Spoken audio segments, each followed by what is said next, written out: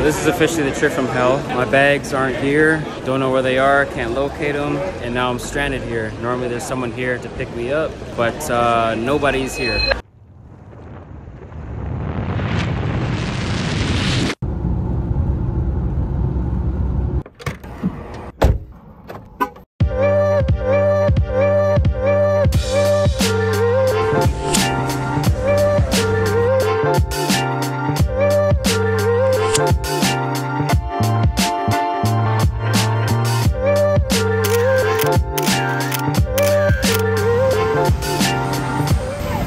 Let's check out business class, man. We got the big screen here. Morpheus, I'm probably gonna watch that. Tray table here. It's a nice leg room. Spread out. Yes, sir. Lay flat. Buttons here. Nice comfort. And I got my little tray over here, man. Open up my little locker. Got my headphones. This. Sleep mask, socks. What else we got in here? Toothbrush, tissues, feel me? My remote over here, charging port here, little lamp here. Got my blanket here, Saks, 5th Avenue. Living good.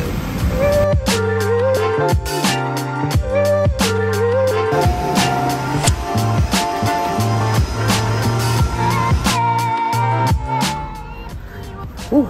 All right. So just landed in Frankfurt, had my lay down seat. I got upgraded, shout out to United for that. That was definitely clutch. I needed that to get some sleep because I've had a long day, man. Terrible, terrible travel. First flight was supposed to be at 2:11 and I didn't fly out until almost at 7 o'clock. Got delayed, all my connects I've missed, so I had to rebook. Now I have 4 flights instead of 3, and I have a long layover here in Frankfurt. So I'm about to buckle up and answer some of your questions on my way to Budapest. It's my final destination. I got my 200 meters there in Budapest, and then from there, travel to Monaco, got another 200. So I'm gonna answer your questions along the way, show you some clips from the journey, and we're gonna have some fun. Show you the behind the scenes of a professional sprinter.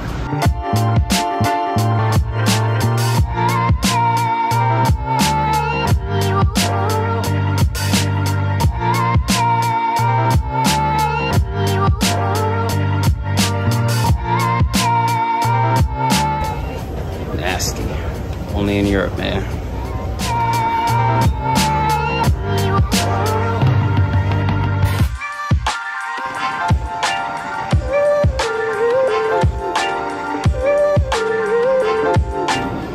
Got my ticket number and I'm here waiting to change my flight. So I have 3 flight tickets at 4. Make my life simple, even though I have to fly out at 10 o'clock. It's better I can wait here in the lounge and fly 2 more times.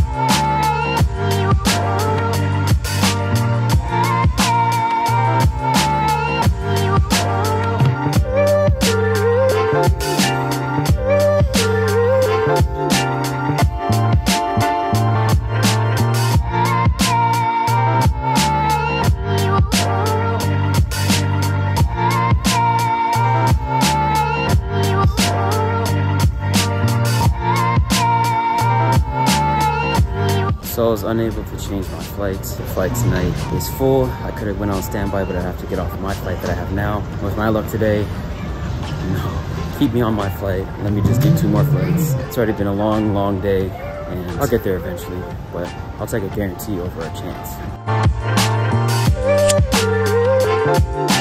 Okay, so update. I'm in Munich, and this might be the worst travel that I've had, which is crazy because it usually goes a lot smoother than this. But I get here, this is gonna be my 4th flight coming up, but I get a text saying that they can't find my bags.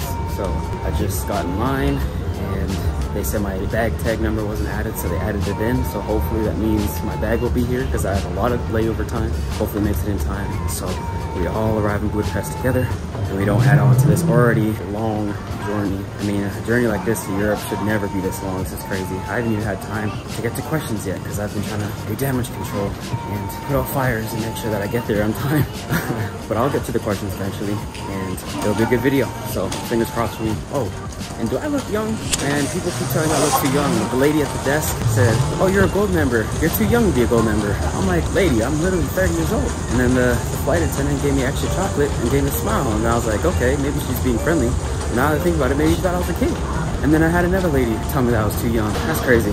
Anyways, heading to the lounge again.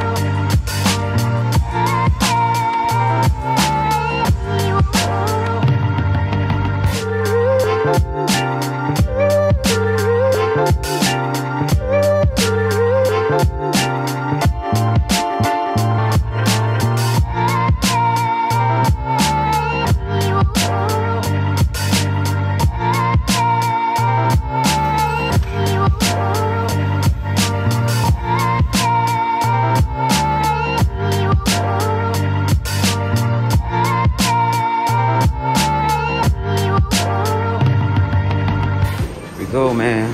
Last flight. Fingers crossed, this is the last one. It's been a long journey, man. Almost done.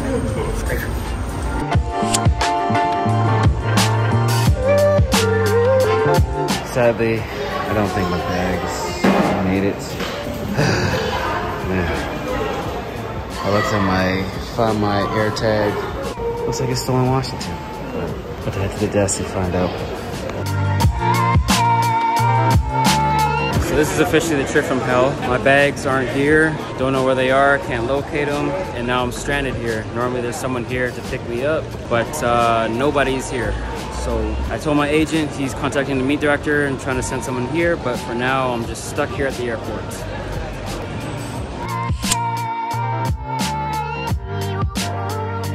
So it's the morning after. Crashed last night, so I couldn't show you the room, but my bag is still not here and I have no clothes, so I'm wearing the same thing I wore the last 2 days. So I'm in the mall here in Budapest trying to see if I can find some clothes.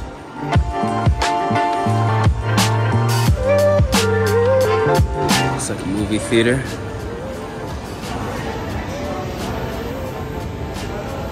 The movies are showing. We got Thor, Top Gun, Sonic.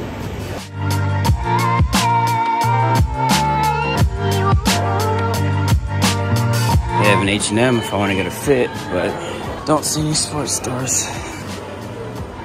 T-Mobile out here.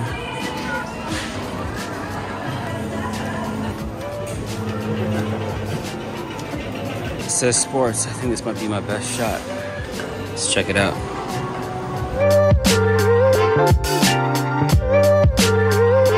Hell yeah, I see Nike. Let's go. Now we're in business. I need something like this for a man, and we're good. Dry fit. I think this is me right here. But the Nike selection is not big. Some tights here. Could work with that, but I need more shirts. There's a lot of Under Armour. Don't need that. Asics, don't need that. Puma, definitely don't need that. That's all we got for Nike. Oh man. Long sleeves. Might be in trouble, boys. I don't know. This will have to do, I guess. Hell yes. This is what I'm talking about. This is what I need. You know what I'm saying? Dry fit shirt, short sleeve. Semi-stylish. Let's go. These are better looking tights too. I was gonna buy these. This looks like surf attire. I don't want that. This right here will work. Yo. Okay. 20% off? I'll take that. So we got pants. Got some tights. Yeah. Got a little shirt, you know what I'm saying? Nice teal. Feel me? And then we got a top to go over it. Rate my fit out of 10. Little Budapest unboxing.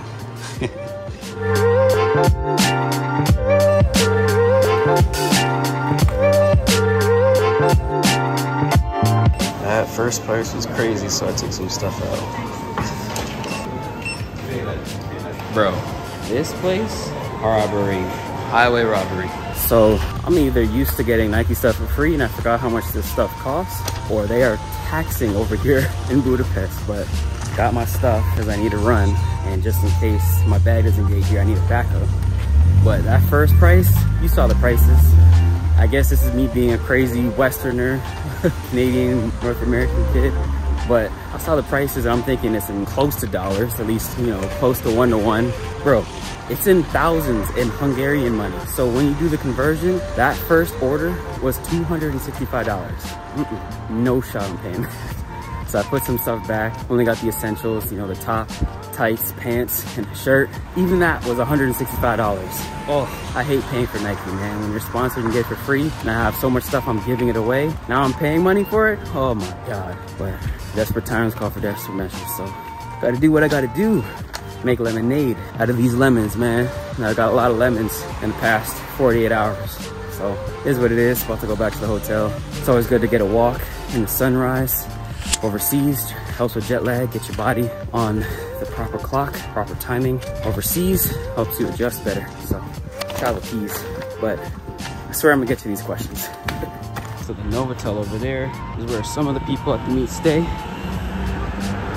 But that's not where I'm staying. I've never actually stayed there whenever I come to Budapest, and I've been here twice. I'll show you guys my hotel.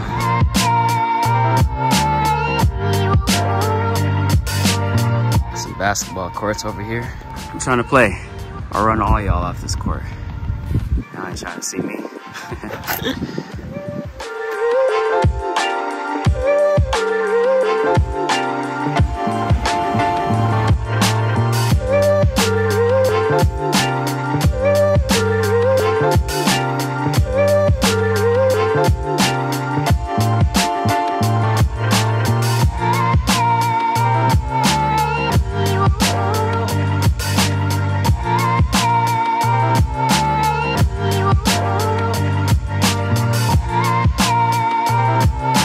This is their little plaza. You can see down there, there's like different shops and restaurants down there. My hotel's over here, though. I heard they have some of the best gelato out here. I've never had it yet, but I need to try it, man. Everybody swears by it. Looks like some kind of performance in here. Oh, looks like Jared Leto, though. Morbius. Tank that bad, you gotta act out here. Yeah, this is the spot right here. This is the gelato spot. So I'm gonna have to hit that up later. But that's my hotel right there.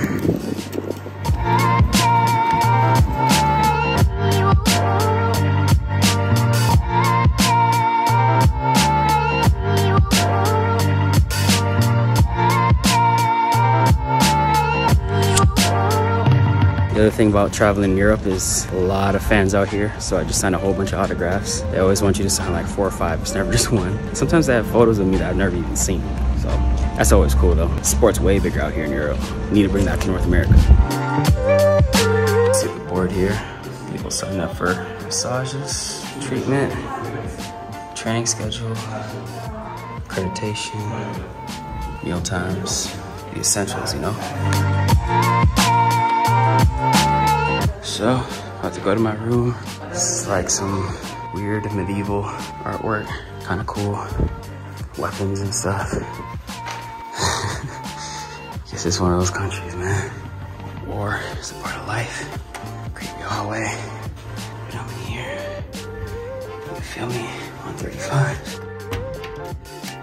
Oh, please excuse the mess. I just threw my stuff down. And the thing about Europe, these beds were together. But I don't know if I have a roommate or not, so you always gotta separate them because they make it seem like you have one bed. They push it together. But then when that other dude shows up, it gets awkward, so.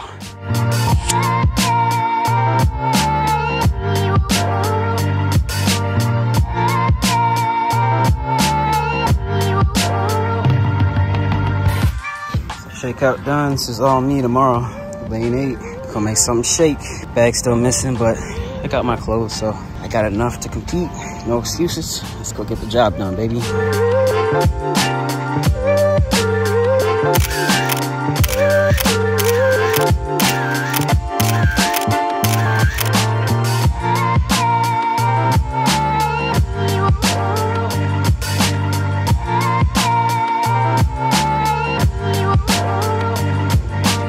Accreditation room. Let's get my stuff for the race. just in case you were worried about the rest of my stuff like shoes and spikes and uniform. I'm a vet, so I know the game. I've lost a bag or two in my day. Airlines are unpredictable, so I always make sure my carry-on, I got my uniform, bow, headband, essentials, socks, and my underwear, and some supplements and stuff, you know? So then I got my spikes here and my shoes. So at least if I don't have my bag, I can still make some money because I got my uniform. Then we got this unboxing here of the stuff they give us in our welcome kit. My tag to get in the meet, some information about meal times, practice times, all that. Bib, essentials, yes sir. Let's get it. Shower's going. Just got back from practice, so about to hop in and then get in these Normatec boots that Kenny let me borrow. So be right back. So practice is done, winding down for the night, and as you can see, Kenny let me borrow his Normatec boots. So I'm getting some last minute recovery in. Get that fight off of me. And now, let's get to some questions. How do you continue to find your why in sport after being an athlete for so long? That's a great question. Everybody's why is different. Everybody has their own personal why. And honestly, it evolves over time. So the longer you're in the sport, you're gonna change your why over time. You're gonna find different reasons for getting up in the morning and going to training every day, things that burn your fire. It's gonna evolve over time. It's a journey, and that's natural. That's part of the process of being an athlete. When I first started out, I wanted to establish myself as an athlete, make a name for myself, and be one of the best sprinters in Canadian history, and have an imprint, a lasting legacy. And that's still my why. I still feel like I have more to do and accomplish in order to get that job done and accomplish that goal of having a lasting legacy. So when I hang it up, I left no stone unturned, and I gave it all I had. Right now I have a son, and so the part of my why now has evolved to creating a legacy for him and having something for him to look up to, being that shining beacon of hope and resiliency that when you get knocked down, you can get back up, and no matter what happens to you in your career, you can still overcome adversity and reach great heights, teaching him that from an early age with my running and my career. Of course, leveraging everything I can in this sport to set me up for life after track. Track is a great launch pad and a great stepping stone for your career after the fact. It is not a career that you're just gonna do it and then be done for the rest of your life, chill and drink Mai Tais on the beach and just vacation. But it is great seed money to help set you up for what you can do after track, and that's exactly what I'm trying to do. Build my brand, build my platform, and really establish myself as a figure that people look up to and respect and trust, and that'll help me in my future endeavors for what I want to do after the track. But yeah, my goals change every year, and those are a couple that I have right now that help give me my why. What is the hardest mental part about track?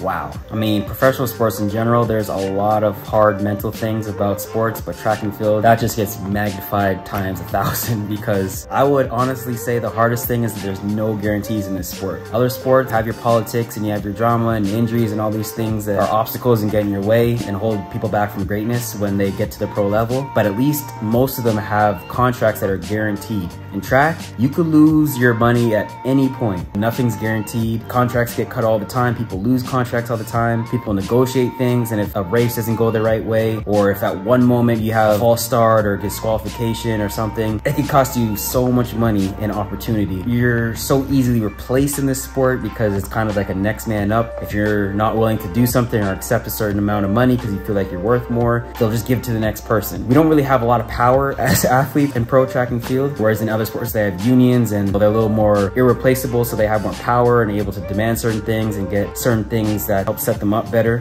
and allow them to get their full value. But in our sport, we still have a lot of ways to go to get to that point. So I think the hardest thing mentally is just knowing that at any point you can be replaced. And you have to bring your A game every time you step on the track, and every season is like a new one. What you did in the year before is cool, and it might get you so far in the beginning parts, but if you start to stink it up for a little bit, if you get hurt, if you disappear off the scene, and you stop being consistent in running, you will definitely lose your spot and can be replaced. So mentally, you have to know you have to bring your A game every time you step on the track. How did you keep your composure in the 200 meters at the World Championship heats when your block slipped? Well, first off, I had to just shake it off. I try to say, focus, focus, focus. I did a lot of self-talk, tell myself that you have another opportunity. They called the gun back, thankfully, so you have another chance to start fresh. Don't worry about how your body feels. You know, my quad was cramping a little bit, but I had to focus on my goals, and at the end of the day, just getting through and surviving and advancing, doing what I set out to do when I lined up in the blocks initially, which is just to get through the rounds safely and in one piece. I kind of did that. It was mainly just making sure that I handled my business to get that that big cue and set myself up for a good lane in the next round. I was already tired having run the 100 semi and final 2 days before and only having a day's rest. So at that point, I just had to focus on myself and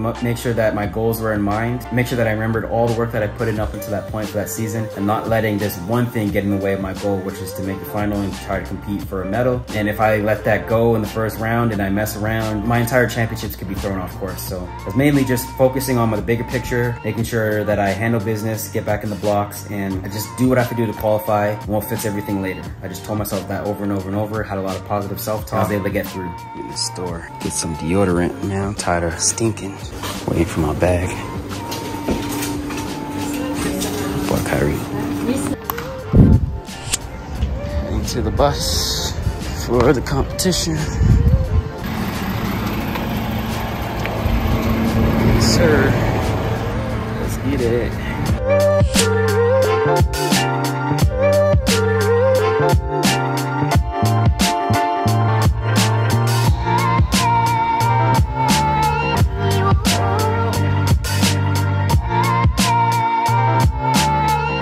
There's the lineup for the men's 200 meters, the final track discipline here in Czechoslovakia. And Aaron Brown, who has a gold medal for Canada, don't write him off from the sprint relay in Eugene. He was on the first leg, set the Canadians off wonderfully, did the 30-year-old. Here's a sub-20-second 200-meter performer. There he is, Aaron Brown, just stripping down.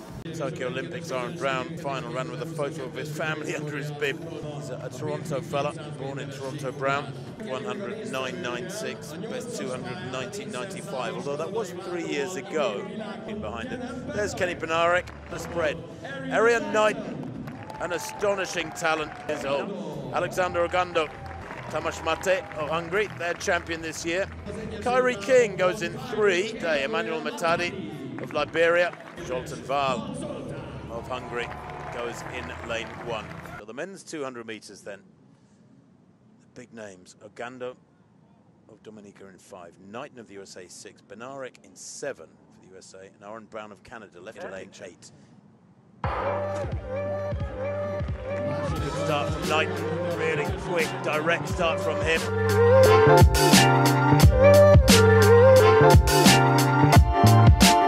Chasing hard is Aaron Brown, he's going to be second, but Knighton wins it, 19.89.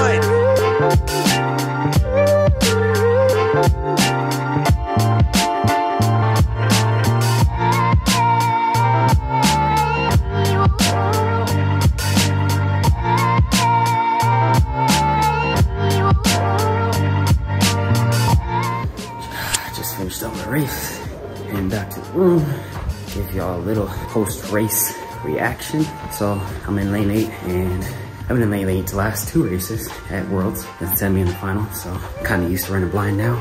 Hold on, it's a little dark. All right, that's better. Keep the Hungarian fit. Yeah. But anyways, I'm used to running blind now, so I knew what I had to do. I had the silver and bronze medalists on my inside in 7 and 6 with Knighton and Kenny. So I made sure I got out really aggressively. The second half of coming off the curve is where Knighton really pulled away, but up until then, you know, I was in really good position. Unfortunately, Kenny felt something and pulled up, so hopefully he can get back to full health. That's my dog, my training partner. Definitely need him for some strong sessions heading into the Diamond Finals. He's a warrior, he'll be back stronger than ever, so I'm not worried about that. Him pulling up kind of made me feel like, whoa.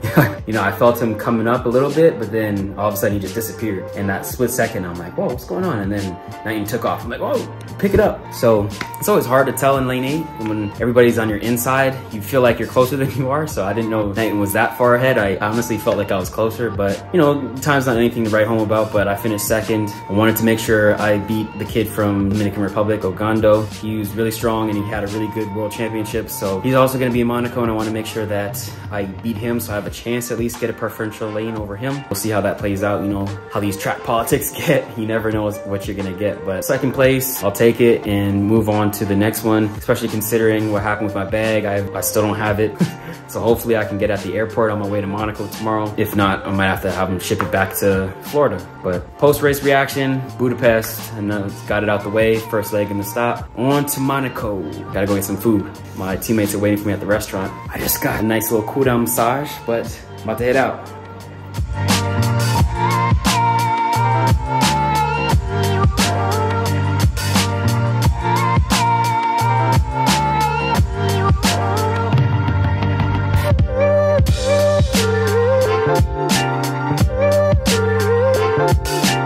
beautiful night in Budapest. On my way to the Italian restaurant to meet my teammates, my coach, get some nice pasta, had them put the order in for me. So hopefully it's ready by the time I get there.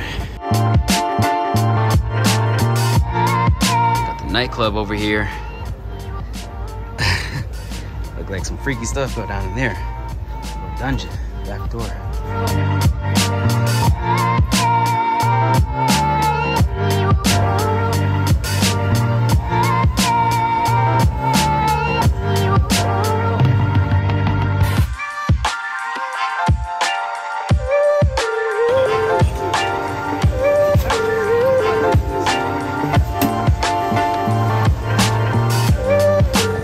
Time in Budapest, but the first time getting this gelato, I always hear everybody say this thing is fire, but I never got it because they always close on me, and I'll be damned if they close on me again. So I haven't even had dinner yet, but this right here, busted. I got Oreo and caramel. Oh my god. I don't usually eat dessert before dinner, but exception, well worth it.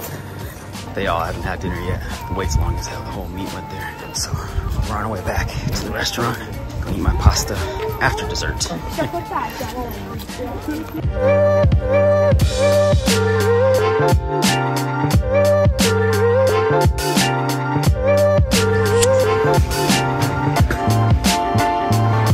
at the airport trying to see if I can find my left luggage. My AirTag says it's here, so wish me luck because I need it to check in or else it's getting left behind here on my way to Monaco.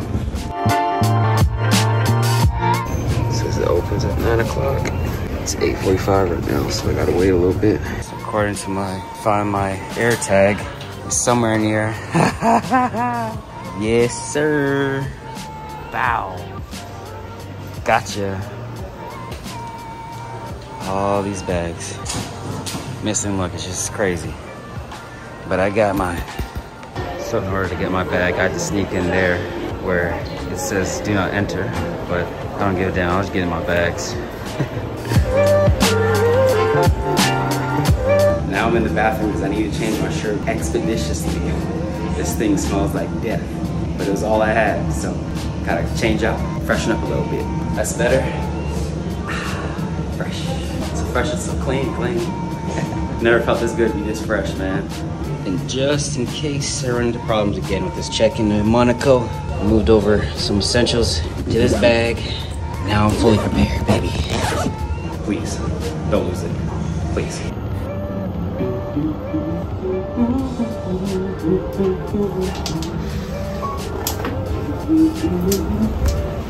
Let's try this again, shall we?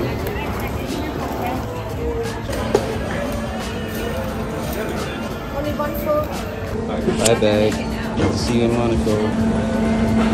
Please.